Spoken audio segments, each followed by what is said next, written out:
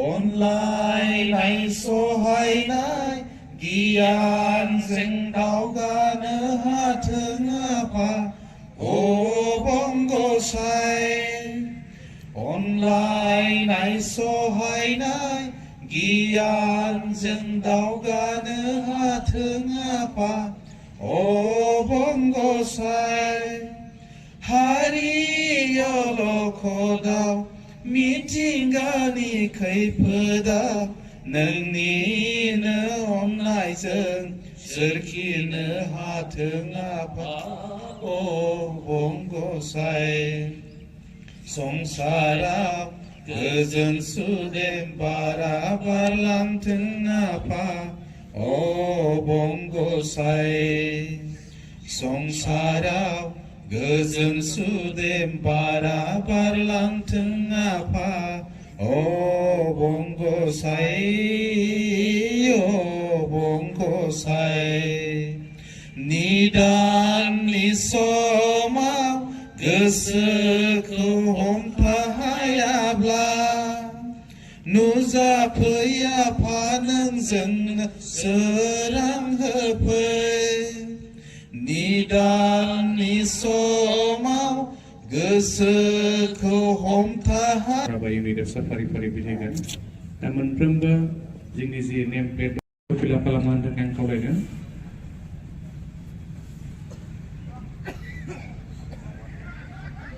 दा बे समावहाय मानजिफ्रा आफादगिरि बिथांखौ जि जोंनि दुलाराय बर' फरायसा आफादनि गेदेर फैफिला बे हाबाफारिखौ मावफुंनो थाखाय आङो गुरै खावलायबाय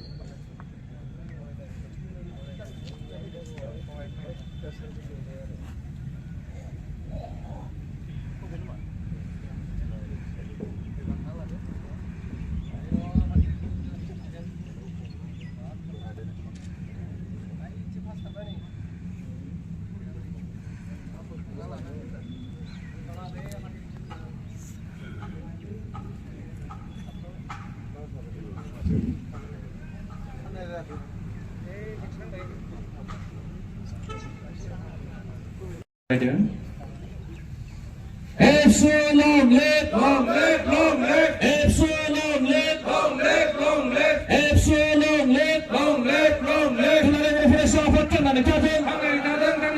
Dularay Boro Federasi Afattan na nagtatang. Dularay Boro Federasi Afattan na nagtatang. Epsilon live, long live, long live. Epsilon live, long live, long live. Epsilon live, long live, long live. Jai Boro Harini. Jai Boro Harini. Jai Boro Harini. बयखौबो गावबा गावनि जायगासिम फैफिननो थाखाय खावलायदों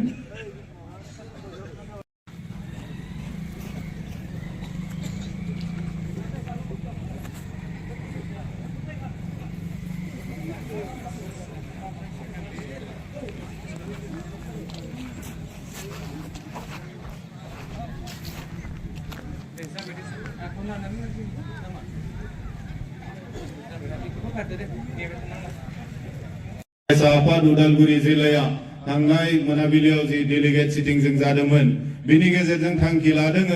जोंनि गामि जिथु जोङो मिशन फोसावनानै खामानि मावदों बिनि गेजेरजों जिखिनि गामिफोर जोंहा हाबबावनो दङ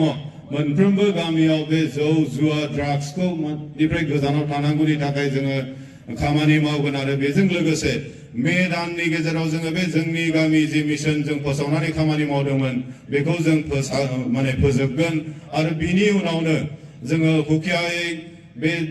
एन्टि ड्राग्स आरो ससियेल जितु एन्टि ससियेल एक्टिभिटिसनि सायाव जोङो माखासे हाबाफारि रनसायनानै खामानि मावनो थाखाय जोङो साखाफारा जादों दा दिनै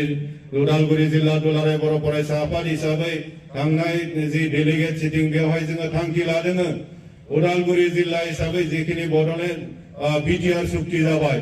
बे बिटिआर सुक्तिनि गेजेरजों जिखिनि दफाफोर जोङो मोनदोंमोन अनुष्ठान प्रतिष्ठानफोर जोङो मोनदोंमोन बिनिनो मादाव मोनसेल' जि माने अनुष्ठान बिनि बादे जिखिनि गुबुन गुबुन अनुष्ठान प्रतिष्ठान जोंनि उदालगुरियाव गायसननांगौ दंमोन बेफोरो दिनैसिम गायसननायखौ जों नुनो मोनाखै दा बिनि थाखाय उदालगुरि जिल्ला दुलाराय बर' फरायसा आफाद हिसाबै थांनाय थान्दै मेलनि गेजेरजों गोख्रों थांखि लादों जे माने फैबाय थानाय समाव बा खोब खम समनि गेजेरावनो जोंनि उदालगुरियाव जिखिनि बिटिआर सुक्तिनि गेजेरजों अनुष्ठान प्रतिष्ठानफोर जों मोनदोंमोन बेफोर गासै अनुष्ठान प्रतिष्ठानफोरखौ गायसननो नांगौ आरो बिनि जिथु डेडलाइन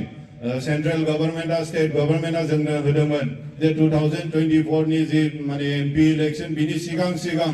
मोनफ्रोमबो अनुष्ठान प्रतिष्ठान जिखिनि बिटिआर सुक्तिनि दफाफोर बेफोरखौ प्राय मावफुंजोबनायनि मोनसे खोथा होदोंमोन दा बे लेखायैनो दिनै खोब गोलाव बेबायदि जोंनि आखायाव सम गैया बिथांमोननि आखायाव आरोबाव बेबायदि जोङो सम होनो नागिराखै दा बिनि थाखायनो बे एमपि इलेक्शन मोनफैनायनि सिगांनो जोंनि जिखिनि बिटिआर सुक्तिनि गेजेरजों मोनबोनाय दफाफोर जिखिनि अनुष्ठान प्रतिष्ठानफोर दङ बेफोर गासैखौबो जाहाथे मावफुङो बिनि थाखाय जोङो गोख्रों मोनसे थांखि लादों दा बेजों लोगोसे जोंहा एनडिएफबिनि माखासे सोद्रोमाफ्रा दिनैसिमहालागि केस कर्टआवहाय दङ सोरबाया जेलाव हमजानानै दङ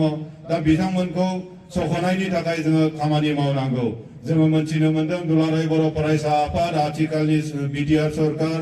बिथांमोना खोब गोख्रों भाबै खामानि मावदों एनडिएफबिनि गेदेमा बिथांमोननि जिखिनि case that may be highness may be non highness बेफोर गासै माने केसफोरखौ थाबैनो माने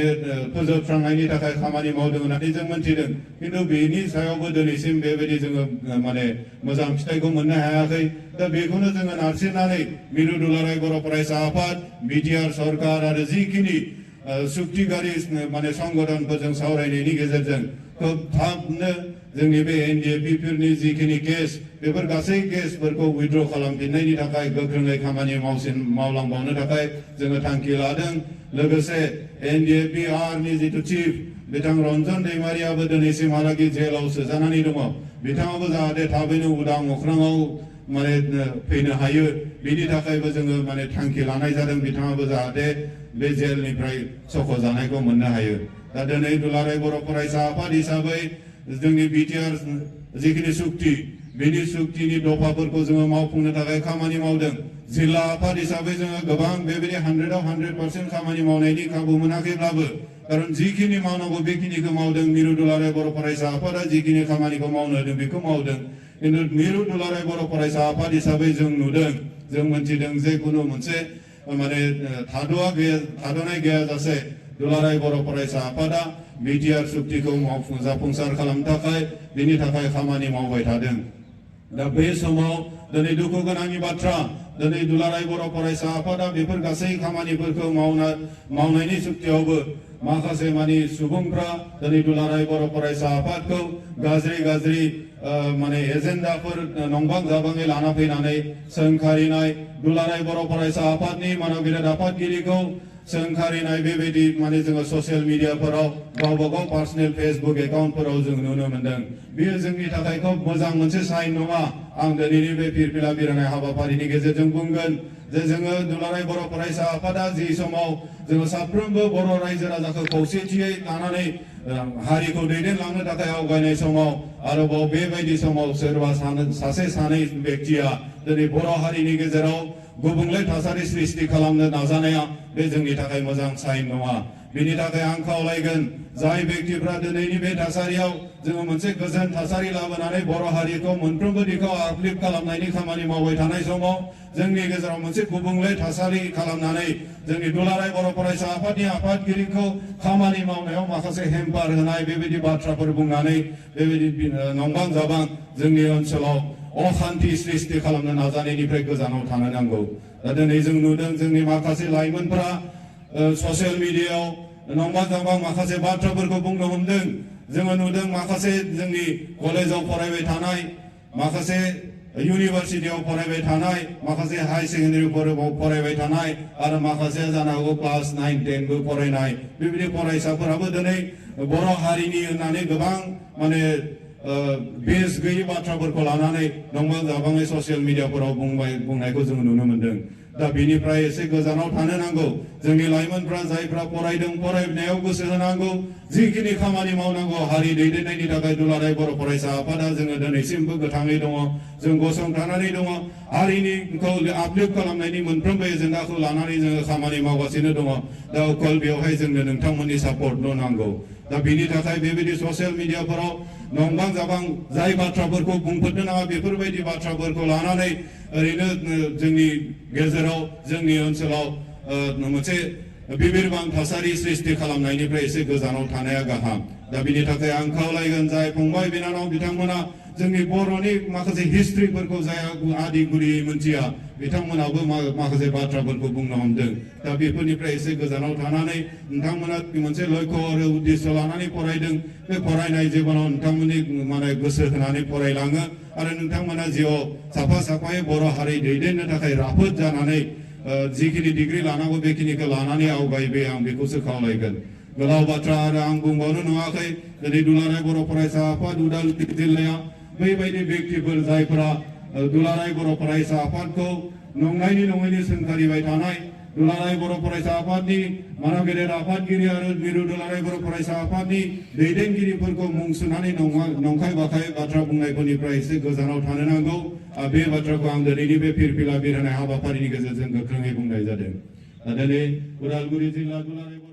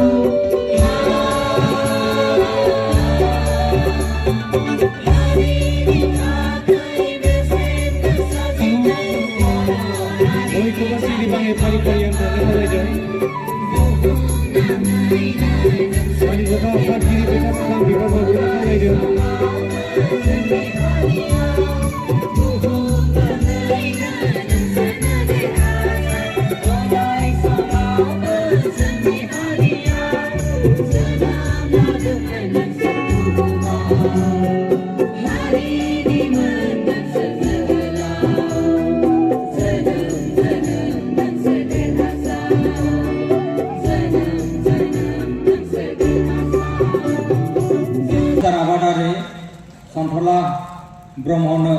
जोङो जिल्ला आफादनिफ्राय मान हिसाबै गांसे साइटेसन 10,000 रां आरनाय समनि थान्दै जे खुगा लाइसि बेखौ बिथांनो गथायनाय जादों आरो बे गथायनायखौ मावफुंगासिनो दङ जिल्ला सुनिमान गोनां आफाद